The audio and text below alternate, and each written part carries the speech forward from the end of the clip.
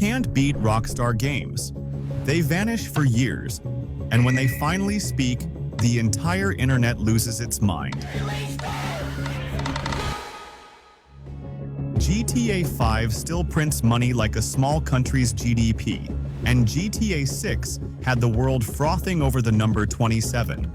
Rockstar's empire wasn't built on subscription services or microtransactions. It was built on an almost obsessive standard of quality and mystique. And yet, behind all that glory, Rockstar might be one of the most controversial studios ever, which makes their success even more fascinating. And the numbers don't lie. GTA 5 earned Rockstar $10 billion. Red Dead 2 made $725 million in its opening weekend, and GTA 6 has a rumored budget of a mind-numbing $2 billion. Rockstar's games consistently break records, only to have those records surpassed by their own future releases. But Rockstar didn't become a powerhouse overnight. They originated as a small Scottish studio called DMA Design, founded in 1987 in Dundee, Scotland. DMA made a name for itself with games like Lemmings, a game where I don't even know what this is. But it wasn't until Take-Two Interactive acquired them in 1998 that Rockstar Games was born as a publishing label for bold and edgy titles that define genres. This new identity allowed them to pursue mature storytelling, innovate with open-world design, and build franchises that would shape modern gaming into what it is today. Grand Theft Auto 3 revolutionized open worlds, Red Dead Redemption 2 pushed immersion to new heights, and GTA 5 is arguably the biggest thing ever made, aside from the ISS or whatever. And I have never seen the world go so insane over the mere announcement that a game does in fact exist. Yet if anyone can do it, it's Rockstar. Because they make every game with the sole purpose of being the single most polished thing in existence.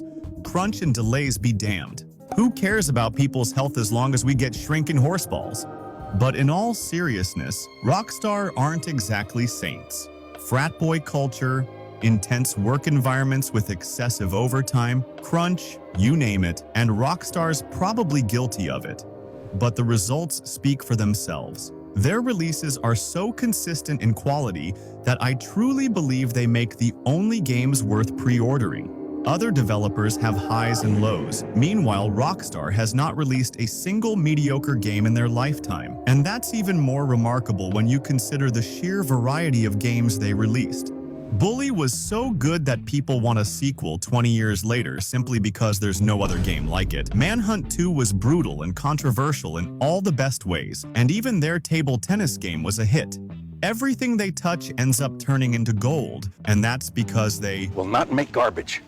They will never give us a broken, glitchy mess at release because they maintain full control over every aspect of development, almost to an obsessive degree. That's why Dan Houser said he'd never make a live-action adaptation of his games, as that would mean he would have to give up creative control.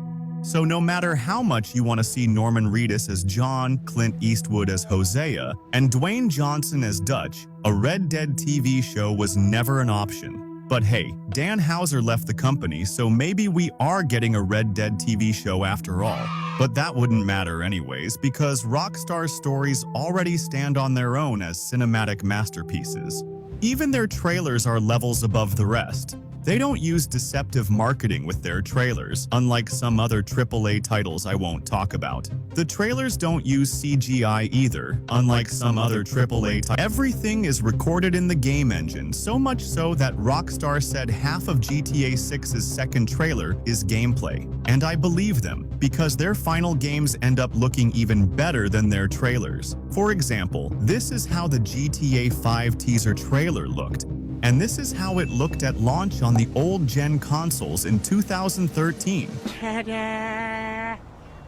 Even with GTA 6, the progress they made between trailer 1 and 2 alone is astounding. Everything looks better. The reflections, the population density, the jiggle fist. Even Rockstar's mini-games can very well be taken as a core concept and made into their own standalone titles. While making Red Dead 2, Rockstar accidentally made one of the best hunting games ever. Red Dead 2's hunting is so deep and complex that Rockstar can take it and turn it into a hunting game, and it would still be revolutionary in that genre. Same goes for literally every single one of their mini-games. Tennis, darts, bowling, golf, go-karts, basketball, pool. These mini-games can literally be indie titles and no one would bat an eye. And that's why Rockstar Games releases take so long now. Because they're keen on being and doing literally everything the hardware can permit. They are the only studio that can have so much meticulous detail in such a vast open world while running on a console with 8 GB of unified memory. And that's something that people don't talk about enough. Despite having some of the most realistic looking and feeling games ever, Rockstar still manages to optimize the out of them, which is much more than any current AAA studio can say.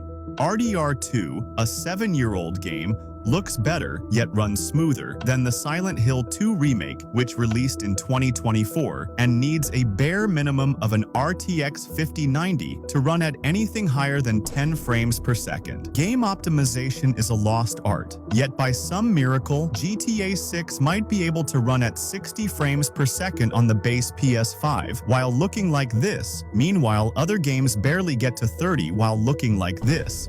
Rockstar bends the fabric of reality to make their games run well. So well that I wouldn't be surprised if you told me their games are secretly streamed on a supercomputer somewhere else. And Rockstar does this while having such an insane level of detail in their worlds that people are still discovering new stuff in 2025. But maybe Rockstar goes too far sometimes.